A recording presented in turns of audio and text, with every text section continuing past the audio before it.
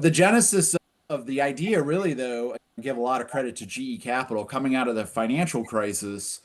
They were looking at their customer base and they just knew intuitively that, like, hey, look, these aren't small businesses. These Mhm. are really established, decent size, but they knew they weren't being necessarily covered and recognized. They knew that a lot of these companies were not publicly traded.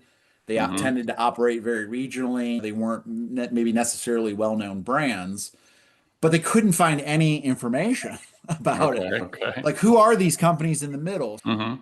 Asking questions such as, do these companies skew towards certain industries? Mhm. They overrepresented in manufacturing and wholesale distribution. Another question was, do these companies tend to aggregate in certain parts of the country? Was there a quote unquote Silicon Valley, so to speak, of the middle market? Nobody really knew that. They had a kind of a list of questions, and then the idea was, let's get some faculty members, let's get some economists, GE folks, statisticians, and start calling together using Mhm. various sources of data this picture of the middle market.